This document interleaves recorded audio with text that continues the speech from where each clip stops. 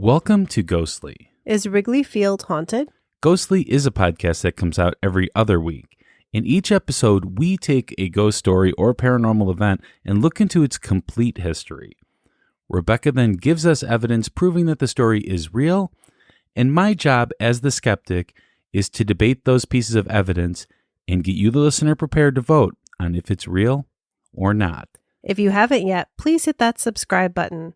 That was your host, Pat, and I'm your believer host, Rebecca. Oh, you believer. got to say skeptic in your intro, so I get to say believer. Okay. So, Rebecca, I don't know if you are aware of this, but this is our 100th episode. 100. Yeah, I mean, we've done more episodes than that, but they were bonus episodes. And this is our official 100 episode. So amazing. It has been a crazy last, almost 4 years? Yeah. It's insane. I can't believe we made it to 100. It's great. Yeah, I mean, when we first started off, I didn't think we were going to be doing a 100th episode. But I prepared for it because in the episode number, I'd always put a 0 in front of it. No more zeros in front. Ooh, yeah. If we get to 1,000, I don't know what we'll do. Yeah, I'm not prepared for that. It's like Y2K all over again. Exactly. We'd have to restructure every single thing. Episode 1 would be 0001. Yeah, it's too much. I don't know. Well, it's super exciting. Never imagined, you start a podcast and you're just kind of hoping it goes well, and you try not to think too far ahead. Yeah. Because you don't want to assume, but yeah, some part of us must have known because we did the 001. I prepared for it. Yep. But only 999 episodes though. That's all I'm prepared for, I guess. Okay. All right. Well, so don't worry. It's going to take us a while to get through 999. Yeah, exactly. Yeah. So, this episode is going to be about one of my favorite places in Chicago. It is also one of my favorite places in Chicago. And I notice you're wearing blue today. I am wearing blue today. Do you bleed cubby blue? I absolutely bleed cubby blue. You bleed? I do. Yeah. My whole life, for sure. Your whole life, yeah. Yep. Me too, and I'm a South Sider, so that's weird for me to say. Yeah, that is weird for you to say. My family comes from the North Side, so it makes sense. Because Chicago is divided by, the South Side, those are the White Sox fans, and the North Side are the Cubs fans. But that started back because of the old gangsta days. Yes, that's true. It's not really the baseball. I mean, the baseball certainly has helped it keep going, I think. Yes. But yes, that's true. There was the North Side gangs versus the South Side, Absolutely, mobsters. My family, we went to Cubs games every summer. It was like the big family outing. Yeah. Always had fun. It was always on TV. Just Absolutely. always a big part of our lives. Absolutely. And I don't know if you're aware of this, but the Cubs didn't actually start off on the North Side. I've heard tell of this, but I don't know specifics. They started off on the more. West Side. The West Side. Yeah. Wow. Which we don't really talk about much. It's more north-south for us. There is no East Side once you get to a certain point because that's Lake Michigan. That's the lake. Yeah. So if you live in the lake, there is an East Side of Chicago though, but a little bit. We don't really talk about that much. But in this episode, we will be talking about Wrigley Field, home of the Chicago Cubs. Yeah, and who knew it's haunted? Yeah. About that, Rebecca, I don't know about that. Well, we'll get into it and debate it, but I'm excited to learn about Wrigley and learn about the ghosts. Absolutely. So we need to announce the winner of our listener survey. This is the episode. Finally, yeah, we made it. It's been going on for months, and you guys have been filling these out. We're so appreciative. Yeah, and the winner receives a coupon code for a free T-shirt. Yeah. So I will tell you that the entries were all numbered. Okay. And then I had Siri pick out a random number between of those numbers. I just had her pick it. And then that was the person. Yep. Okay. And it is Vincent Farrell. Woohoo, Vincent. So, way to go. Yeah, I want to thank everyone so much for completing the survey. We really appreciate you taking the time out of your busy lives to let us know what you're thinking. Yeah, absolutely. It's going to really help us in the future as we make some decisions on how we're going to grow and evolve and get to that 200 mark. Yeah, absolutely. Let's just aim for that for right now. All right. So this episode, we're going to have a lot more shout outs than typical because we do have a bunch of comments to read. Yes, about we do. Ghostly. Yes, we and do. how Ghostly has affected people's lives. Yeah, we put out the call. Typically, there's only two ways to get a shout out on Ghostly. The first way is to give us a review on Apple Podcast. We always prefer those 5-star reviews, but we're willing to read any and all reviews that we receive. Absolutely. And the second way is to become a member on Patreon. Just go to ghostlypodcast.com and click on Patreon in the menu bar. We have a few different tiers to choose from, and they vary a lot. And there is a lot of benefits to becoming a Patreon member. Absolutely. We've got a whole other show, Ghostly X, yes, which is a great companion to Ghostly. A lot of the guests and people that we have on Ghostly, we have over on Ghostly X, and we can really talk about things a little bit more in depth than we do in the episodes. Yeah, absolutely. And, I will tell you that tier starts at just $5. Yeah. You can get it all for $5 a month. And if you subscribe right now, you get all the back catalog too. So you could be listening to Ghostly for a long, long time. Yeah. If you're just like, man, it's so hard to wait every 2 weeks for a new episode. Well, we've got like a whole bunch of episodes you can go listen to right now. Absolutely. And we do have a new Patreon. We do. Alicia or Alicia. Alicia. We're so happy to have you. Thank you so much. Thank you so much. We really appreciate it. Yeah. All right. So I'm going to read some of our comments that we got. So we put some posts out on social media. We just asked people to share, if they had any thoughts about Ghostly, how they found us, their favorite episodes, all that good stuff. And we really appreciate those of you that responded. And you know what? If you didn't respond or didn't see the post, but you'd still like to share that, we'd love to hear it. You can always send us an email at info@ghostlypodcast.com or go on Ghostly Podcast or go on social media. Find us somewhere out there.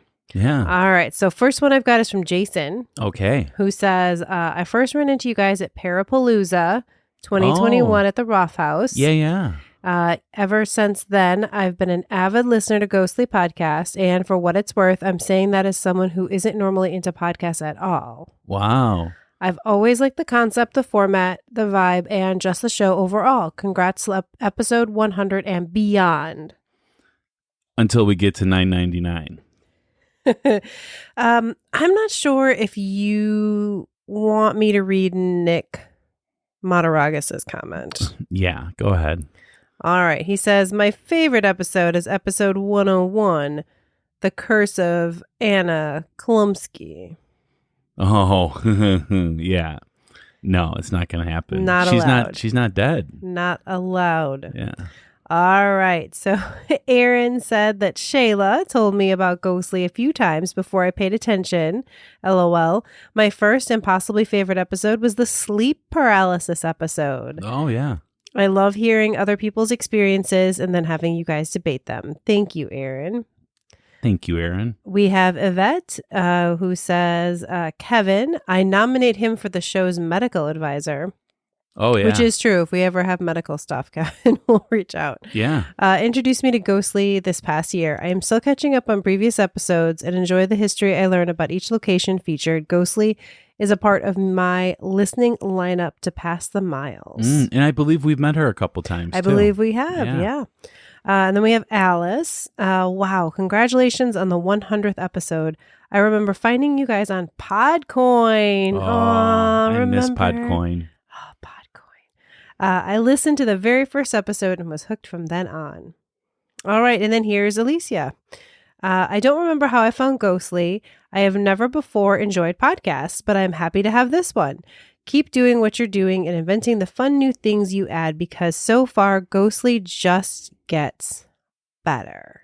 Wow. Which is awesome. That Thank is you really awesome. so much for that. Yeah. We really appreciate it. We had a few other comments as well. So over on Instagram, we had Kay Creevy say, Oh, you mean the Gram? The Gram. Yeah. Congrats on 100 episodes. I found you guys on Apple Podcasts looking for new paranormal shows to listen to on my walks. I only recently started listening, but I love that you've done a lot of Chicago-based locations, and the friendly banter is great. While I don't have any paranormal experiences to speak of, I have an open mind and lots of curiosity. That's all you need to listen to Ghostly. That's it. Haunted locations are fascinating from all points of view. Keep up the great work. Aw. All right. So yeah, we really, again, so appreciate all of everybody's support over these last, feels like 100 years, but all of these past 100 episodes, and all of the hard work that you guys have put in to come see us. All right, now I found the last group of comments. Are you ready? Yeah, I am. Okay, so we have Kim, who says, I found you guys on Spotify. I have listened to all your episodes and love every one of them, and look forward to hearing a new one every other week. I don't have a favorite because I love them all. Oh, thank you.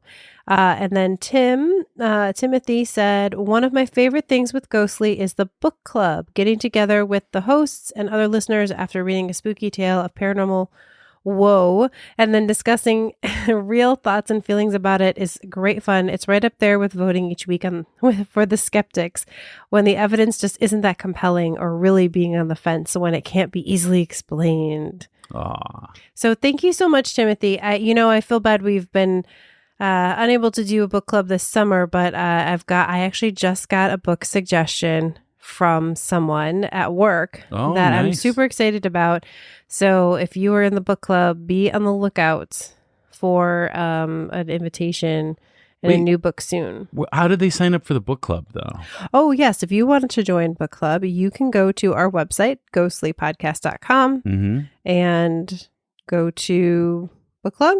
I believe so, yeah. I believe so, yeah. So it's right there on the website, and you just sign up. And I promise I don't email you a whole lot at all. Just every few months, you'll get an invitation to the book club. We join on Zoom, and you can show your face or not. But we love the discussions. And then we've also added a book club channel on Discord. Yes. So if you join Ghostly Society, every so often we put out the link for our Discord, and we'd love to have you guys join us there. And actually, I send it out with the book club invites as well. Yeah. So maybe you could put it in the show notes this time. Yeah, absolutely. Yeah. And again, it's super fun. It's a way to connect with other listeners. Yeah. And do something a little different. I think there was one more comment, though. Oh, yes, there is one more comment that we have from our favorite. One of our favorite, I shouldn't be picky or be favoritism. Paranormal investigators, Neil Gibbons from Graveside Paranormal. Yes. And he says, the best damn podcast this side of the paranormal realm. You went southern there a little bit. I did. That's when you say the best damn podcast. It's pretty southern. You sound like Jasmine on Big Brother. Big Brother. All right, so I am really excited to hear the listener mail, too. Yeah, absolutely. So we have tons of shout-outs this episode. I know, sorry. Right? Yeah, we got a lot going on. But it's the 100th episode, so it's, Woohoo, little 100. supersize. 100. All right, so our listener mail is from Yvette. Oh, okay. So a little bit shorter one today. Oh, she left one of the comments, I believe. Yes, I think so. So thank you so much. So she says, my mother and I both experienced the same thing when falling down the stairs in my garage. What? Whoa. Yes, we are not graceful. It wasn't that well, Rebecca, you're not the most graceful person No, I either. am not. No, Do you ever take not. ballet or anything? I did for a brief period of time. It didn't last. Maybe you need to renew that. No, I think I'm okay. You think you're okay? You're not going to black swan this? No, definitely not. Okay, so she says, it wasn't that we saw the ghost, but both of us on separate occasions felt the sensation that as we fell, meaning tripped, missing a step, someone grabbed us under our arms and gently guided us to the floor. Whoa. I should have face planted into the concrete wall at the bottom of the stairs, but I landed sitting sideways, legs tucked under me, and was still holding what I was carrying in my hands. I sat there in amazement, like how the heck I should be unconscious right now. I told my mom, and she said 2 weeks earlier when she was over, the same thing happened to her, and she didn't say anything because she didn't think it was believable. I've fallen down my front stairs as well and should have crashed into the door window, and the same thing. I land sitting up, and I feel like someone is setting me down. Wow, Yvette, you've got a guardian angel there, or just a really friendly ghost. Wow, yeah, that's crazy. Yeah, super helpful ghost. Thank you so much for sending a positive story as opposed to a scary story. We always want to hear your stories. I'm always looking for them. We have a collection, but to be honest, we need more. So you can send those to us at info@ghostlypodcast.com. Or if you go to ghostlypodcast.com, there is a contact us form right there that you can fill out and submit your story. You can also send it to us in the mail. We love snail mail. P.O. Box number 264, Geneva, Illinois, 60134. And if you've forgotten all of what I told you, just go to ghostlypodcast.com and scroll to the bottom. Yeah, it's right in the footer. Yep. So, since this is like a very special episode, I think I'm just really excited about your ghost story. So let's just go right to the ghost story then. No, Pat, we cannot skip the votes. Come on. We need the poll results. Right. But here's the thing. If I lost the curse of the ninth, I'm going to be very depressed, I think. I don't know if I'm going to be able to finish this episode. So I don't think we should do the polls this episode. Well, we got to dive in. It's not fair that people took the time to vote. We got to give them their results. Okay. All right. In our last episode, we talked about the curse of the ninth. And the results were yes, 15.4%. No, 84.6%. I don't think I've ever won with that big of a margin. Yeah, it is a pretty big margin this time. Wow. Wow. Well, I mean, you were a little skeptical about it. It was a difficult one to talk about. Again, I think they may have cursed themselves a little bit as part of it. What was the rating, though? Yeah, the rating was 2.15, so that's really low. That is low. And in Ghostly X, we do go over all the comments that people have left. So if you're interested in hearing the comments of others, which they get really funny sometimes. Oh yeah, we have a lot of fun with the comments. Yeah, exactly. So that's in Ghostly X as well. Yes. All right. You ready for your ghost story, Rebecca? Absolutely. Oh, and just as a reminder, after this episode today, go to ghostlypodcast.com/polls and tell us what you think about Wrigley. Absolutely. And we post that on all social media too, on like the day after the episode comes out, where you can go ahead and just click on the link. Yeah, absolutely. Yep. All right, here's our ghost story.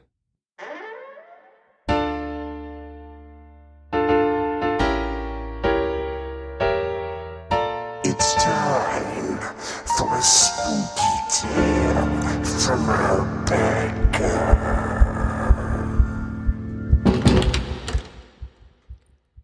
I can't believe it. I got the call. I'm going to the big leagues. Now, they say it's only for a few weeks until the player I'm replacing comes back. But who knows? Maybe I'll wow them, and then they'll want to keep me. This is my chance at the big time. It was such a late call after yesterday's game, and they realized that the guy wasn't going to be out for at least a few weeks. So they flew me here, and I'm on the team tomorrow. I am so excited. I told the driver just to take me to the field. He said, but it's the middle of the night. I said, I don't care. I need to walk into Wrigley and feel the history and feel the weight of it so that tomorrow I'll be ready. After they dropped me off, I talked to the overnight crew and asked them to let me in. They just laughed and said, sure. It sounds like I'm not the first player brought up for the minors to do this. I walked all around and eventually made my way to the bullpen. Just looking at where I'll be warming up and getting the call, I hope. As I was standing there, imagining what that next day is going to be like, the craziest thing happened. The bullpen phone rang. Like the phone the manager uses when he calls for a new pitcher. I don't know what came over me, but I just decided to answer it. Hello, I asked. I listened, but there was nothing but static. I hung up after a few seconds. I figured maybe it was just some glitch or something. But then the same thing happened again. And a third time. I started to get mad. I figured the guards were having a laugh at me, so I just decided to leave and go find them. As I was walking down the halls, I swear I heard someone whisper my name. Kyle. Hello? I called. No answer. It was dark and I was starting to get a little freaked out, I must admit. So I just walked faster until I got to the front office. When I got there, I said, good job, guys. You really freaked me out. If this is the hazing you guys do, it's definitely different. The two guys behind the desk just looked at me confused. What? I told them what happened. Understanding dawned on the older guy's face. Oh, he said, you met one of our resident ghosts. He likes to call the bullpen, like he used to do as manager. And sometimes he likes to greet new players by calling their names. Don't worry, he's harmless. I don't know if he was pulling my leg, and I didn't really want to stay around to find out. I decided maybe I should get some sleep and see if I can forget this crazy first day on my new team. Wow. So was that any actual player that you took this from? Or? No, I mean, I used Kyle, but I didn't necessarily have any particular player in mind. All right. So just a generic, kind of newbie young guy coming up. Yeah, just totally made up story then. No, not a made up story based on something that actually happened. No, come on. That's ridiculous. Well, we'll get to it. All right. Well, we're going to take a short break, and when we return, we will do the Pat Facts. Pat Facts.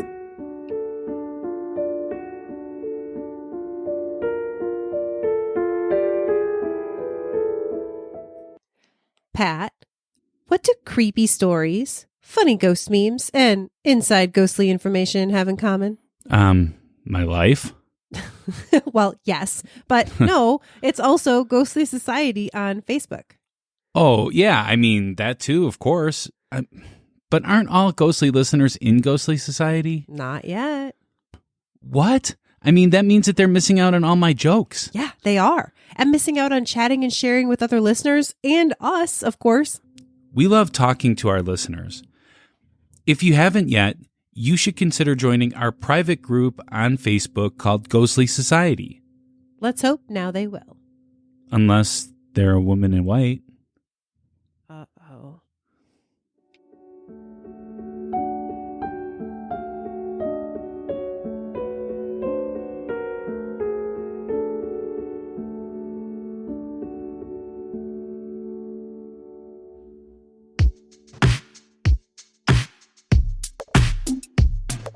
Pat's Facts. From a skeptic point of view. Pat's Facts. He presents it all to you. Pat's Facts. All right. The Pat Facts this episode are brought to you by Tarot by Ta. Ta is a professional tarot card reader with over 20 years of experience. And he reads at numerous public events. He's got such a busy schedule right now. He reads at private parties, and he does personal appointments throughout the greater Chicagoland area as well. He also does readings worldwide using online services like Zoom. Oh, that's really good because, I mean... Not everybody can come to events. I mean, you should, in Chicago, though. if you can, though. And the best part of it is he's a hashtag Team Skeptic. I forgive him for that. But I mean, it is weird that he is a tarot reader and he's a skeptic. But he just says that he can't explain why sometimes some of the stuff is just on the money. Absolutely. And he also is starting a new podcast. He's getting his promos out right now. But as soon as he gets a promo that we can play on here, I gladly will play it too. Yeah. And you can find out more about Ta and his podcast by visiting his Facebook page at facebook.com/tarot by Ta, PTAH. Absolutely. And you'll put that in the show notes, I'm sure. Yes. All right. So it's time to get into the Pat Facts. So at the site where Wrigley Field sits today at Clark and Addison, it was the home of the Chicago Lutheran Theological Seminary. Oh, so that's interesting. Yeah. Because it's like so much just like housing around there now. I just assumed it was like homes. I mean, it is like a big residential area. Or like a park or something. Except for one of the streets that it's on is, that's like where everyone goes to go to the bars and stuff. Well, yeah, that's true. It's a lot of, there's businesses there on Addison. Yeah. And there's no like parking lot.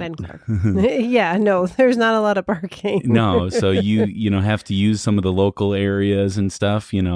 There was a Taco Bell across the street that used to have parking, but now that's closed. So yeah, a lot of people, you park a little bit of ways, and then you take a bus. Yeah, or you could shuttle. take the L too. Yeah.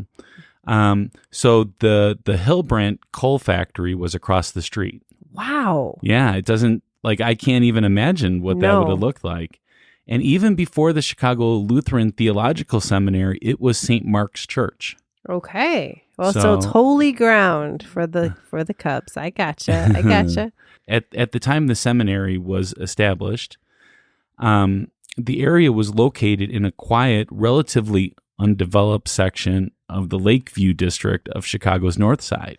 That's true. I mean, the city that we know today was much smaller back then. That was almost like suburbs. I mean, not really, but it was pretty close. Yeah. But what happened was the 1900s, the L got extended to this area. So the L is like taking the subway in New York or something like that, except it's above ground. It's elevated. It's elevated. Yep. So it's the subway, but it's above ground. You got it. Yeah. And a lot of Chicagoans use that to get all over Chicago. Mm-hmm. You can get almost anywhere in Chicago just by taking that. You might have to take a bus or something when you get off, but it gets you pretty close. Definitely. So it extended to this area, and the area started to be more developed. So more homes were developed in there, some businesses and stuff. So it started to take on more of an urban character. And the seminary decided to abandon its plans to develop the area and just wanted to sell it at that point. Well, I'm guessing they were also probably getting some really good offers at that point, at least pretty decent ones. Maybe they actually moved to Melrose Park. Okay. And then closed in 1967, I believe. Okay. But it's funny because Melrose Park is pretty built up too. Yeah, that's true. So yeah, wherever they go, things were starting to take shape. They know how to pick the hot spot. But I mean, you have to remember this is after the Chicago fire. Yes. And everything. So Chicago was becoming this major metropolis then. Mm-hmm. So as early as 1905, rumors started to take shape that a new structure was going to be built at that site. A minor league baseball was interested in building a stadium at the location as part of their strategy to become a major league baseball team. Oh, that's interesting. Yeah. I mean, that's a pretty bold place for a minor league team to build a site. No, I mean, maybe not as much back then, so. but yeah. Yeah. But the Chicago market was one of the most lucrative in the country because of the Chicago fire, and was already occupied by the National League's Chicago Cubs and the American League's White Sox. Once this was out in the newspaper, though, their plans kind of blew up. Oh. They weren't really expecting anyone to know about it, and they didn't want anyone to know until they started building.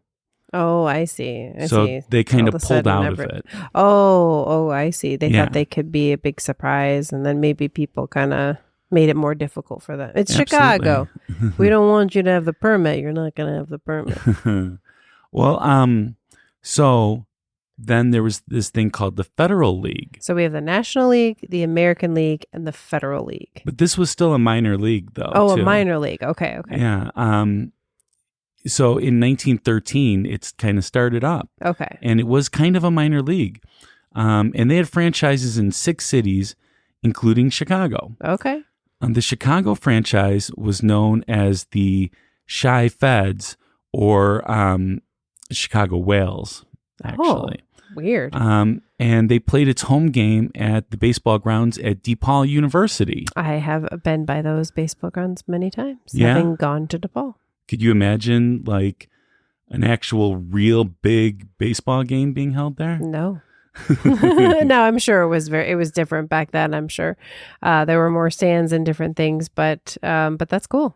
Yeah. And so they really started to take hold. Okay. Right. So they wanted to become a major league, and the current president that they had wasn't really going to make that happen. So they decided to bring on a new president, one by the name of James A. Gilmore, who was a wealthy Chicago businessman, and he made his money in coal. Which is right across from. Yeah, exactly. And because he had all these connections, Gilmore had made it a lot easier for Chicago then to get situated in this. So he brought on William Walker, who was a fish wholesaler, and Charles A. Wigman, who made his money in local lunch counters, which was like the 1900s version of fast food. Okay, like early 1900s. Yeah, Yeah. early 1900s. Yeah. Wigman became the club president and the main force behind the team from that point onward, with Walker willing to remain in the background and Gilmore tending to all the legal issues. Charles Wigman, known as Lucky Charlie, hired his architect, Zachary Taylor Davis, to design the park, which was ready for baseball by the home opener April 23rd, 1914. Zachary Taylor Davis was also the person who designed another Chicago ballpark named Comiskey Park, which was the home of the White Sox from 1910 to 1990. Oh, wow. Yeah, and it was actually opened before 1910. That's like a whole nother history there. It's another episode maybe we'll get to, but okay, so that's amazing that the same guy designed both of the big Chicago parks. And a lot of the Sox fans hate Wrigley too, because they think it's like a dump. That's what they call it. Which I actually really liked old Comiskey Park too. Okay. Well, yeah, that makes sense. The Chicago Whales, also, as I said, known as the Chicago Feds, came in second in the Federal League rankings in 1914 and won the league championship in 1915.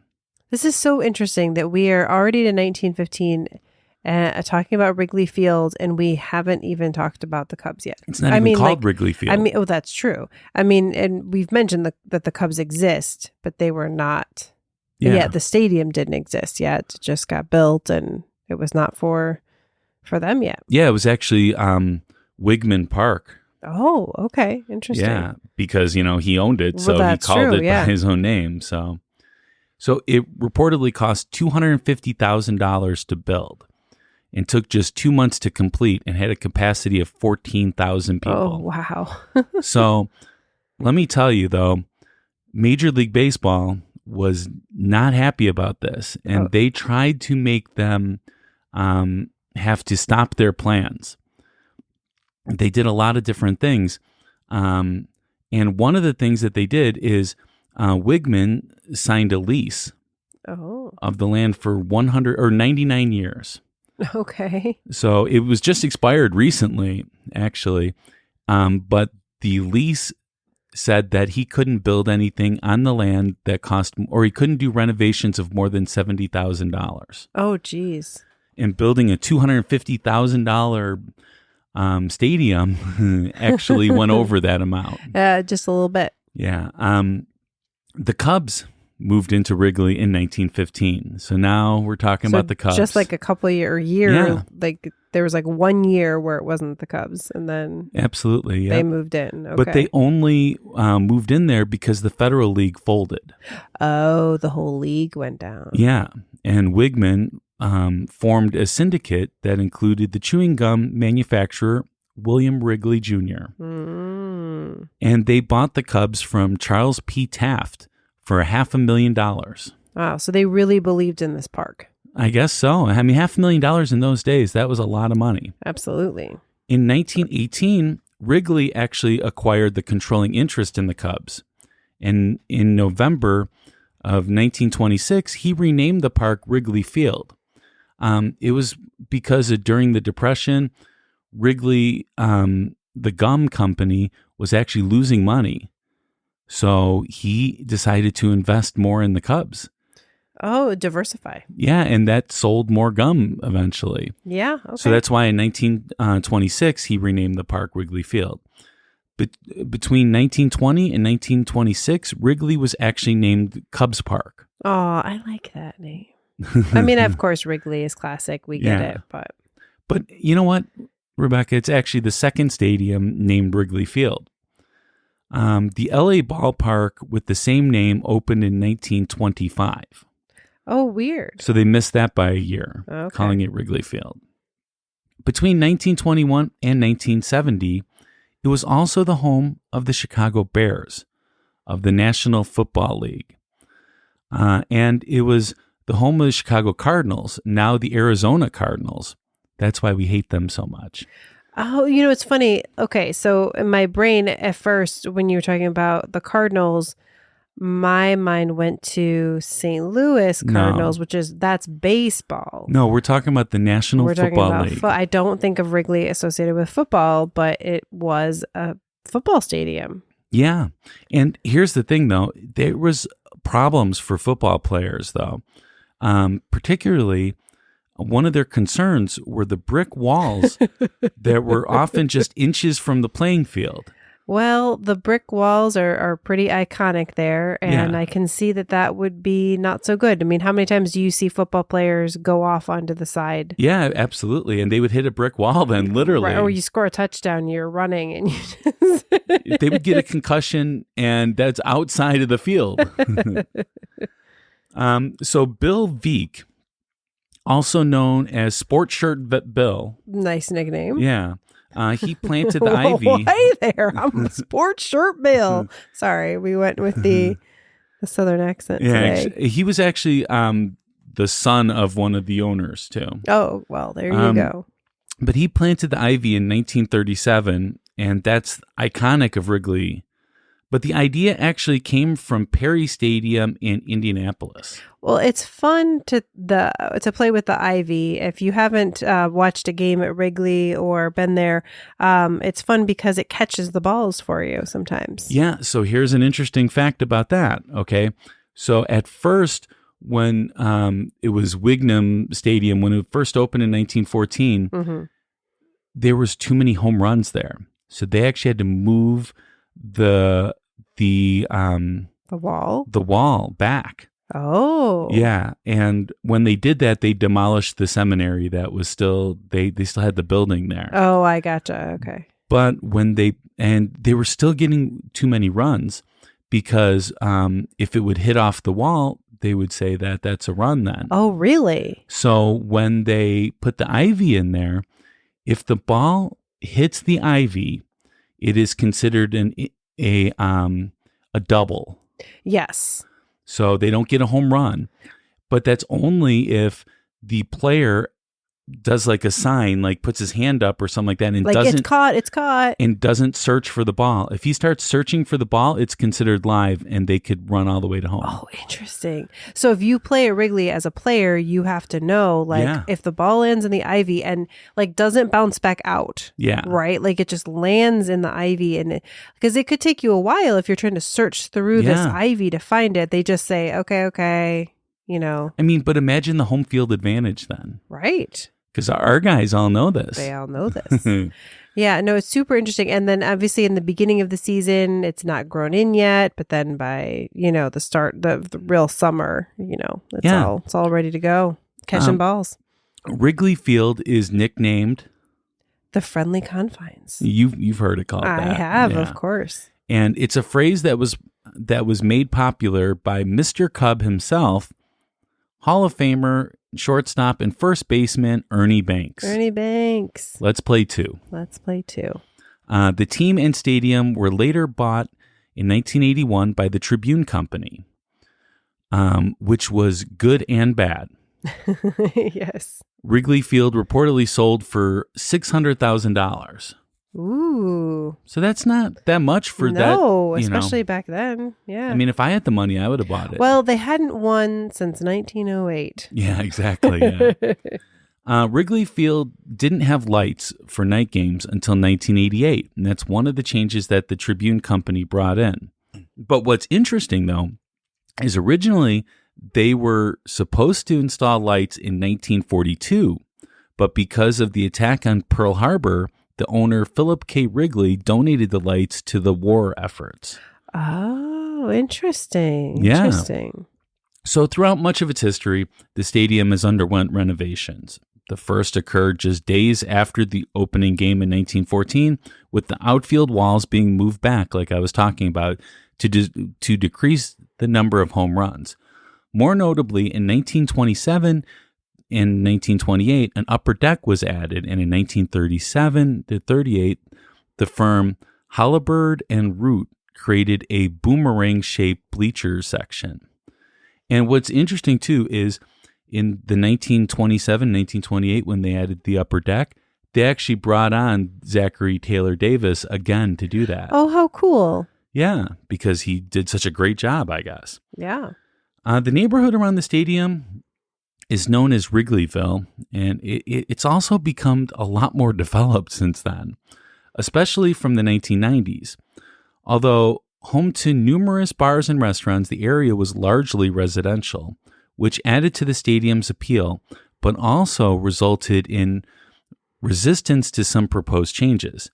Notably in 1988, when they installed the lights, only after threatening to move were the Cubs allowed to add the lights to Wrigley, and that's because the Tribune did that.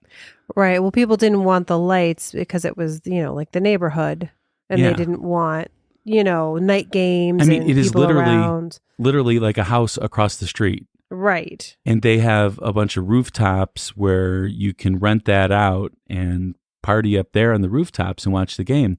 And it's like you're in the stadium. It is. Now they've done some deals with that because it started to get where of course the team wants their share of the money, and it's all complicated having a baseball field in the middle of the city. I think if you haven't seen it, it's weird. Yeah, it like is. Yeah. You're used to a big sports stadium being something that's like a little bit out in, like an open area. No, like you don't, it is absolutely confined on all sides by the city. There is no, like, they've actually put up like some little spaces around it, but no, like you are literally just like, driving, going to work, doing your thing, and like, oh, there's the stadium. Like, it's just right there. Like, and even the Sox park doesn't feel that way. It still feels like a little bit separate. It has a parking garage and other stuff, I mean, most of them have parking garages. Right. And this is just... And they had an opportunity to put a huge parking garage in. They would have made a fortune on this, but they decided to make a little mall. Oh, yes. Yeah. Yeah, that's true. And I will say, like, it is... Like, that neighborhood has definitely become kind of like a very pricey, very nice neighborhood. Yeah. But I will say, like, to live right around the park is, you get a lot of people leaving the games. Yeah, you do. You do. Walking drunk down the street, and, they're not always the best. Yeah. But it's still a very wealthy neighborhood, very popular neighborhood. Absolutely. So I did mention that the Chicago Tribune was actually good and bad for Wrigley Field, because before they sold, they were entertaining the idea of renaming the field. Oh, yes, like selling the rights or something. Yep. Okay. Yeah, like we have U.S. Cellular Field for the Sox, which I don't even know what it's called now. I was just going to say it's probably called something else now. We just call it Hell in the Cell here in Chicago. But yeah, so they were going to do that just like all the rest of them are, and we want to keep our names. When they renamed Sears Tower, everybody's upset by that still. What's funny, though, is both Sears Tower and Wrigley are in fact named after companies. Like it's not like they're some like just regular name. They're named after companies. We just want those companies. Yeah, we don't want companies. Other companies as our name. After the Cubs and Wrigley were purchased by the Ricketts family in 2009, a major renovation was proposed that drew strong objection from some residents. Ultimately, however, much of the plan was approved. Upgrades included a massive jumbotron that was unveiled over the left field bleachers in 2015, and the area immediately around the stadium was also the site of numerous construction projects, including a hotel. Yeah, I remember that jumbotron, and then they have like a little like add things down like that are behind the hitters and stuff. That was so controversial for everybody. I mean, again, we just want like old school. It's one of the if not the only ballpark that has a manual scoreboard. Yeah, absolutely. Where they actually have to have a person that puts the score in, like not at a computer. They have to go up there and do it. Walk up there, take down the number, put the new number in. Every time something happens. Yeah, it's really cool. And it's an experience. It definitely is. I was going to say something else too, and I forget what it was. Have you ever sat in the bleachers? Oh, yeah, definitely. Yeah, I have. I got really sunburned.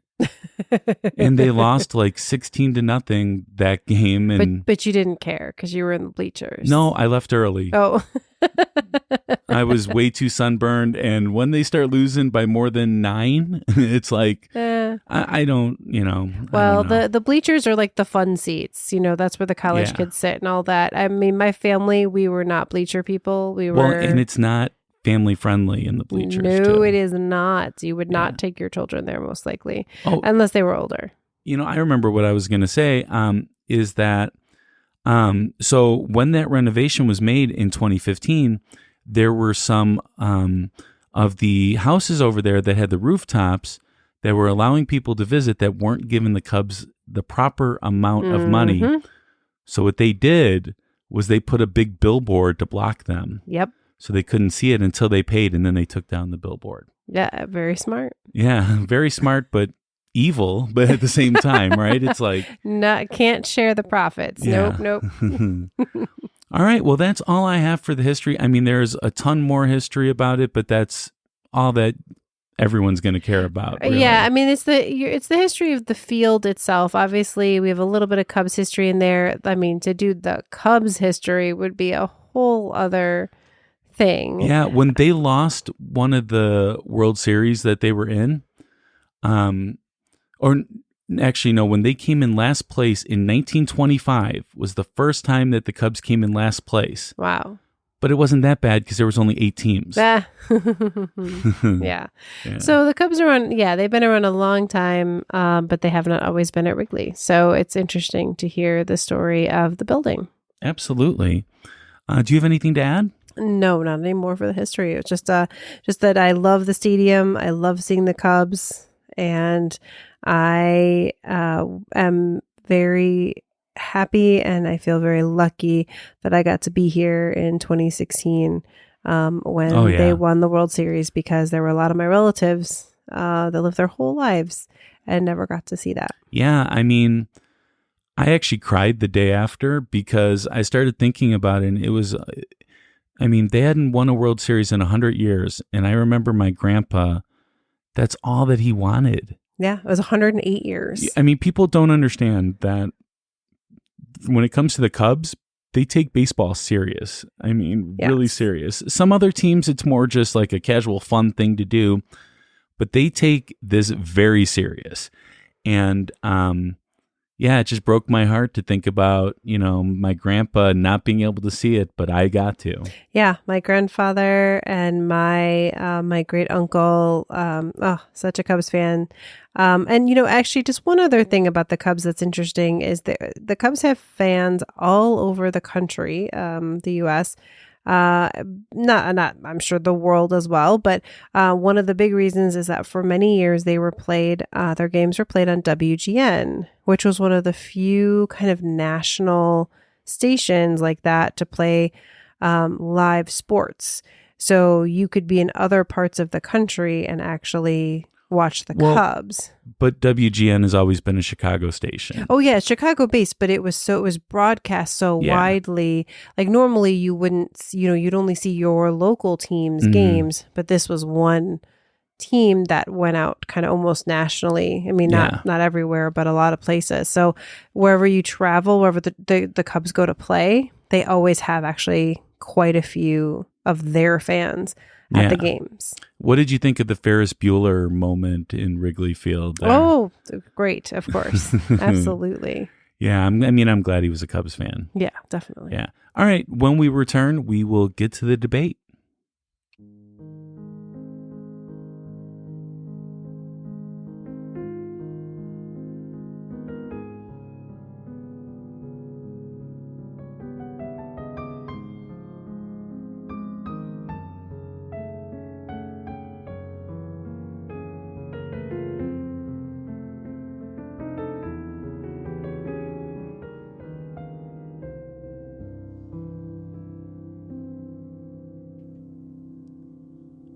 Throughout our time doing Ghostly, we've met a lot of great people. People that don't always fit into our episode schedule. And even when they do, we try to focus on the topic of the episode, and we don't really get a chance to get to know them as a person. That's why we came up with the idea of Ghostly X. Ghostly X will come out on the weeks when there is no regular Ghostly episode.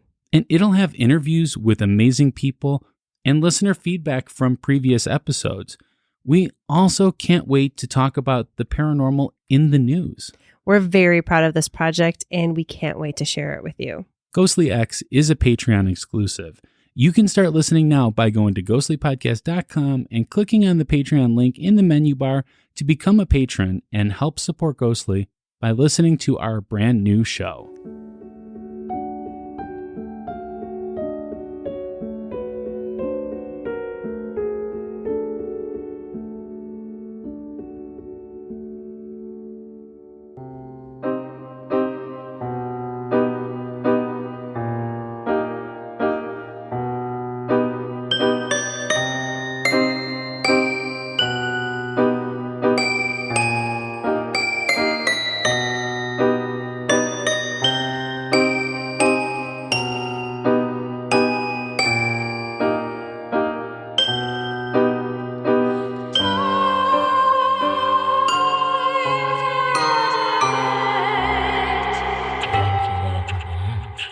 All right, we are back in time to debate. Time for a debate. Yes. Absolutely. All right, so our first piece of evidence is, so we've got 3 ghosts today. So our first ghost is Charles Grimm. Ooh, okay. Grimm. It's a great name for a ghost, right? All right, so this is what I based my story on earlier.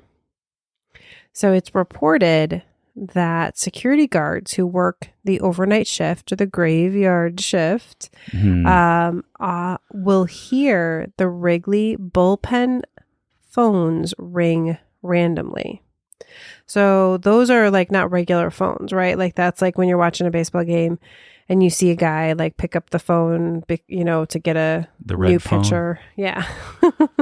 So legend has it that these phantom phone calls are from Charles Grimm, who was managing the Cubs when they got swept by the Yankees in the 1932 World Series. Oh, and by the way, Babe Ruth played in that game. Oh, great. Yeah. So people think that Grimm is still making pitching changes from the afterlife. It's also said that guards have spotted his ghostly image, ding, ding, ding, pacing the halls and that people hear their names being whispered from the darkness. So one explanation people give for why he's unable to leave the grounds is that actually his ashes or his remains are housed in a private, I'm assuming ashes, housed in a private box in left center field. So he's like buried on the grounds. Remember, this was a church, man. This is holy ground. And now there's someone buried there. All right. So my opinion on this is that, first of all, the phones, it could just be an electrical thing, if it actually happened at all. A lot of times, I mean, it's a pretty big field. They could be hearing that, but they might be hearing something else. And it's also right on a residential street. Someone could be outside there and get a cell phone call, and they could hear that over, because I don't know if it was just cell phones though. Plus it sounds really different. And like they hear it ringing. They're right there. Okay. Well, it could be electrical problems too with that. But like, wouldn't that happen all the time then? Like you'd think they'd fix that then. Like, cause electrical problems wouldn't just happen at night. Well, also I'm wondering if this actually has a phone number. No. My guess is it's all like internal, you know what I mean? Like I don't think you could call this from like a regular phone. I wonder. I would be very surprised. So I have doubts about that. And also, here's the deal about his mortal remains that are there. That is speculation. There's never been any documented evidence saying that actually his remains are there in this private box in left center field. I've never seen this box.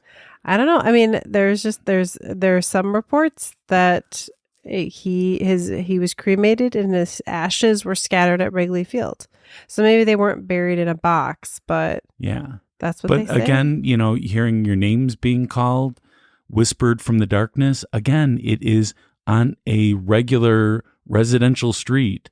You could hear people talking outside.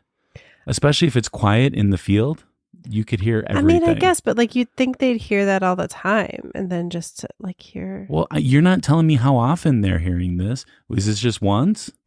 I don't know. I don't think so. It doesn't sound like it. It sounds like something. So maybe it's happening all the time, and people are hearing this all the time. And that's the reason why they're hearing it. So I'm going to go with a 0 on this one. A 0. Yeah. All right. This one I'm going to go with a 6. A 6. Okay. That's pretty high. Yeah. It seems plausible to me, especially if he's buried there. Okay. All right. So our next one is somebody that, oh man, it pains me. I hope he's at peace. But it's Steve Goodman. Yeah. And if you are a Cubs fan or just a fan of good music, you have heard of Steve Goodman.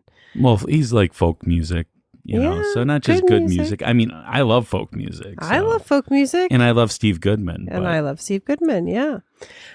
He was, so he was a musician who was also a very big Cubs fan.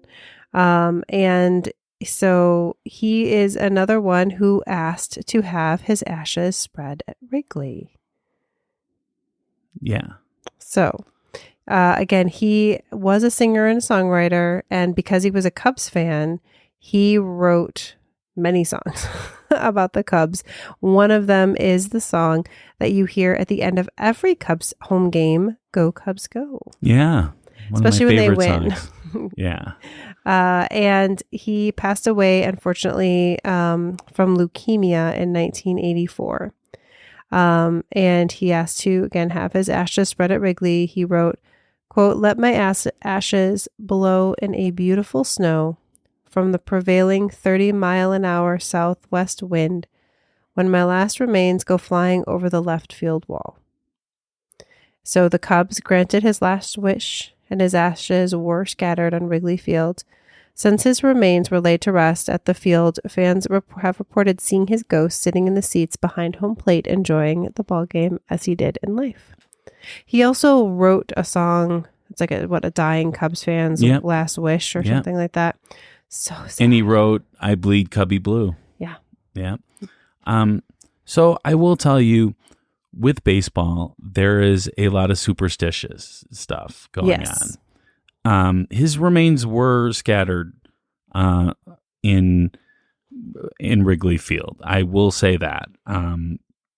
But I think this is more superstition, and they want to believe that more than it's actually true. Because to have him there, as this iconic Cubs fan, it's like Bill Murray and Eddie Vedder.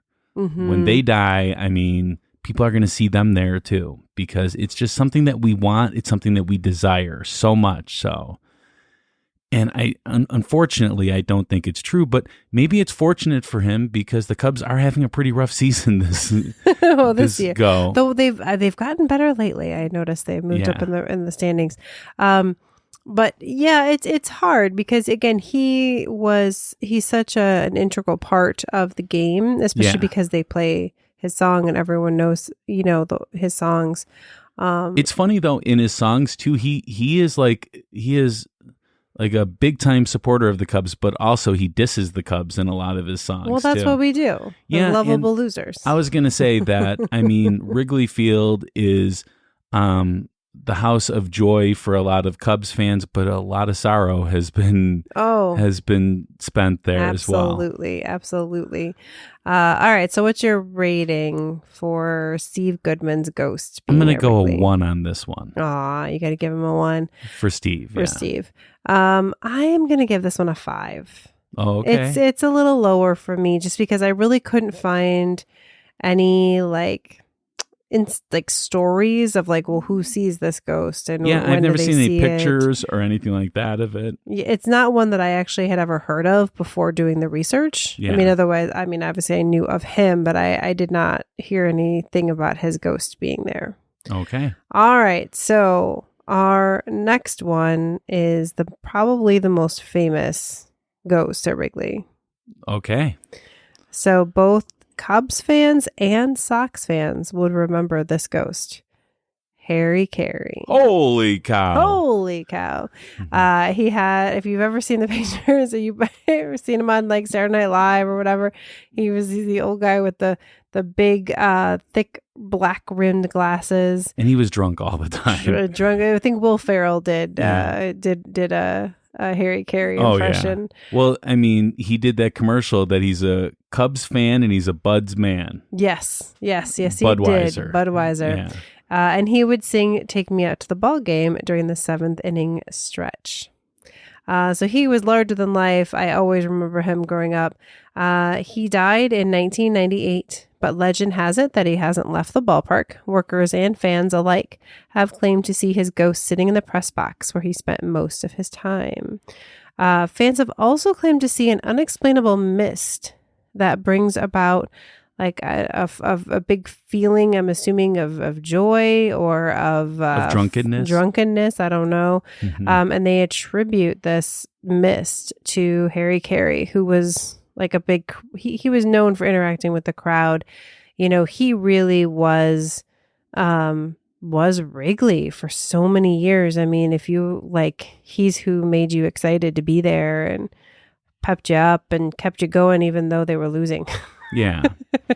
So, as far as Harry Caray goes, and this is not any slight on him, he was the announcer for several different baseball teams in his life. But he was most known for the Cubs. Yeah, but and I think he might have been happy about his time with the Cubs, but not so much so that if someone had offered him a big chunk of change to go someplace else, I think he would have taken it. I'm just saying he's probably in it for the money, which is okay. Now, if it was Ron Santos or something like that, I might feel differently because Ron Santos, the poor guy, lost his leg, lost everything. And he kept being a Cubs fan and he kept wanting to be there, and he took less money than any of the other announcers because he just wanted to be there. Yeah. So bad. If it was him, I would think differently, but it's Harry. I don't know. I have not seen any pictures of Harry Caray at Wrigley Field except for the statue outside that they have for him. which he looks drunk in the statue too, which is fitting. I'm not a Harry Caray hater. In fact, I really enjoyed listening to him announce the games and watching his theatrics throughout the game. But I don't think that there's any credibility to this story. So this is the only story that, and I feel bad because I can't I can't remember enough details to make this great.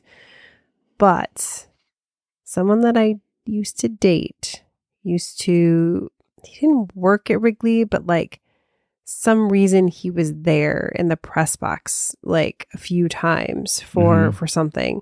And I remember him telling me that there were stories about Harry, and how he would be around, that people always sensed him around. Again, it is the superstition of baseball mixed with the nostalgic idea of it that makes people want to do this. And your ex didn't say that he saw him there. He just said that he heard stories. And there has been stories. I will give it that. But I don't know where these stories originate from. It could be one person and then it just spread to all these other people that saw this thing. And if they were now when they are seeing him, though, I would imagine that they're not seeing him they're not in the press box with him. They're looking up in the press box. Yeah, that would be my guess. Yeah. And that press box is very I could definitely see that you would see something in there. If I would definitely think that you could see something in that press box from down on the field. Yeah, I would think so. I mean, and it makes sense to me that you would think it would be. And you're just going to say it's Harry Caray. It could be anything. It could be a shadow of something. It doesn't have to be anything. And it's not a shadow person, though. But I'm just saying. All right. So what's your rating? Oh, unfortunately, Harry, I'm going to go 0 on this one. Whoa. All right. This one's a 7 for me. 7? This wow. one's definitely the most believable of all of them. Now, this last thing I wanted to chat about. It's not a ghost, but I just think we should bring it up, is the curse. Oh, yeah. The Billy Goat curse, just because I think most listeners or a lot of listeners may have heard of the Billy Goat curse. Well, I mean, you might have heard of Billy Goats if you watched Saturday Night Live and you saw the sketch where they were doing the cheeseburger thing. It's a really old one. I mean, I've never seen, I certainly didn't see it live when it was first on Saturday Night Live, but if you see any reruns or best of or whatever, you might have seen that sketch. But supposedly But it's based off of actually a restaurant called Billy Goats. Exactly, an actual restaurant. Which has amazing burgers. And me and Mondo noticed that when we got burgers there, it looked like they were more raw when we took them from the person, but they started to cook as we went back to the table. Well, that's what happens with hamburger. Yeah, exactly. You let it rest and it still keeps cooking. So in 1945, the Billy Goat Tavern owner, William Sinus. Sinus. That makes sense. Basically brought a goat or tried to bring a goat to Wrigley Field. Because he was this is my pet goat named Murphy. And we're here. We're in the playoffs. We're making things happen. And during Game 4 of the World Series that year, they kicked them out of the stadium because they said the goat was bothering fans. So supposedly... So the goat was allowed in there at other times, though. Right. They were allowed in for other games. It was just that particular game that's for not whatever reason. It's not how I had heard the tale, but okay. Yeah. I don't know. This is Wikipedia, so take it for what it's worth. But supposedly, then when he was leaving, he's declared, them Cubs, they ain't going to win no more. You're going back south. This is a Chicago one. You say it in a Chicago way. You damn Cubs, you're never going to win nothing. There you go. So that basically is that was the curse. And so they didn't win that year. And they had many chances throughout the years where they would be in, the playoffs or even get to the World Series. what year was it where they like won the pennant and they didn't win the pennant. They were about to win the pennant. And yeah. What year was that? Was that 1990 something? I think it might have even been in like the 2000s, I think. Yeah. That was it. So it was like 2003, I think 2002, 2003. It's the Bartman incident is what he's talking about. Which we forgive him now. We don't blame him. It was the curse that made him do it. Okay. So like over the years, many people have tried to reverse the curse, but obviously it never worked.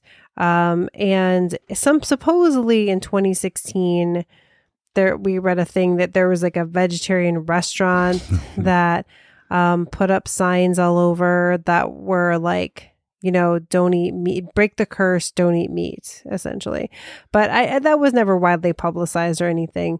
Honestly, they just, for whatever reason, finally got all their stuff together. I think the Ricketts were finally willing to put some money into the team. Yeah. And they won in 2016, the World Series, and probably won't win again for another 100 years. But as far as the curse goes, I mean, what are your thoughts of that? I can't say that it's not. I mean, the Bartman thing was extremely weird. I will say that. It really was. We were like, I think it was 6 outs away from, no, it was 4 outs away from getting into the World Series, winning the pennant. Yeah.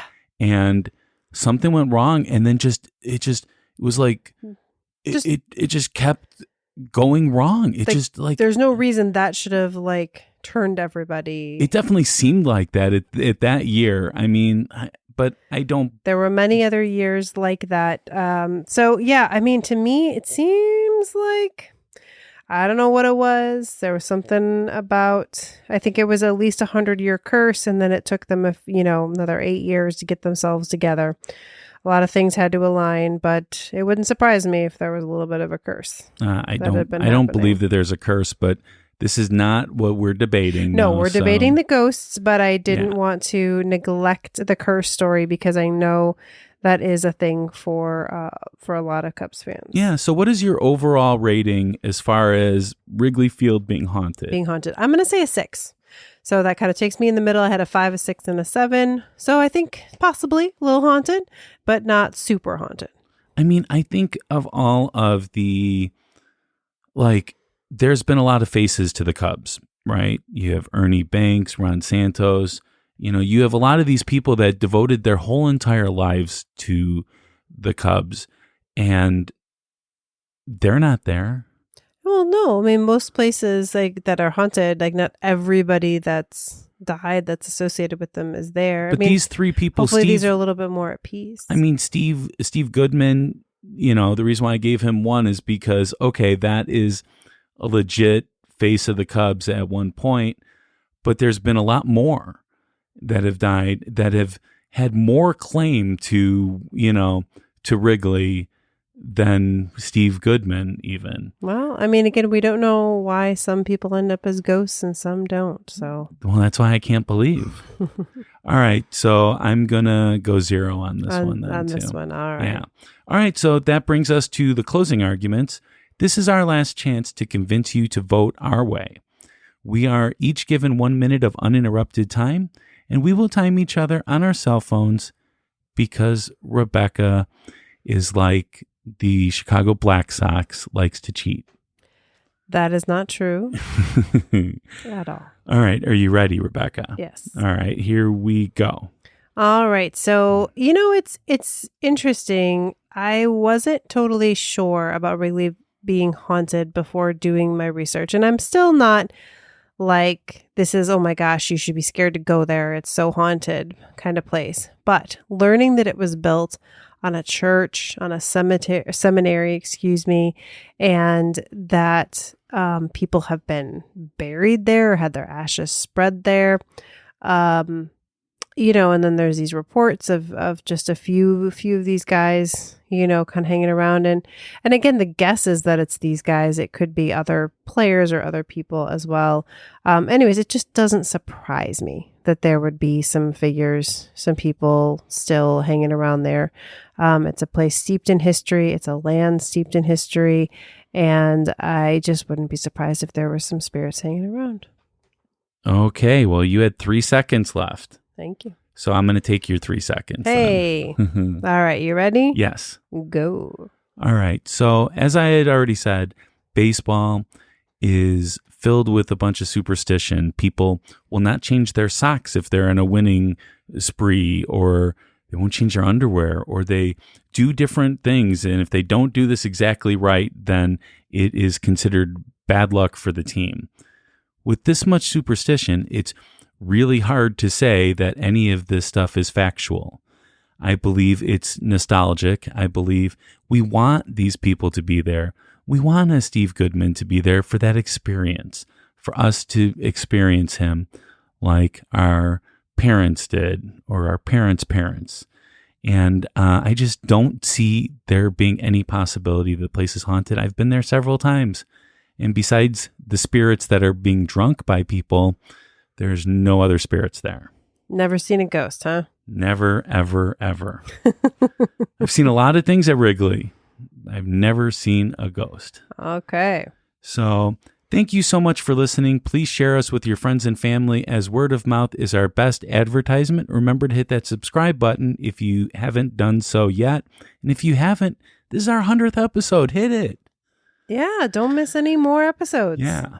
And I would like to give a shout out to all of our VIP patrons, which are more like producers for us. I mean, they help us with show ideas and give us, critique what we've done and help us with stories and stuff. So yeah, and we chat with them every month at our AMA if they're interested. Yeah. So the first one is the one that we did the shout out for today, which is Alicia. Alicia, yeah. Carrie. Becky. Natalie. Kim. Ta. Ernie. Marisol. Shayla. Cindy. Nicole. Darnay. Jessica. Alice. Austin. Aaron. Hope. And Candy. Yes. So that's all of them, and we really appreciate you guys for sticking with us. And we are so glad to bring you a 100th episode. We look forward to 899 more, right? No, you're right. 899 more. Something. Yeah. So there's math there. We're not math people, but 100 plus. But if we get to 1,000, I don't know what we'll do. But, yeah, but we'll do. worry about that when we get there. On the next episode of Ghostly, we will be talking about Tombstone. And it comes out August 31st. So you get 3 episodes of Ghostly in the month of August. Yes. And until next time, stay ghostly. Bye.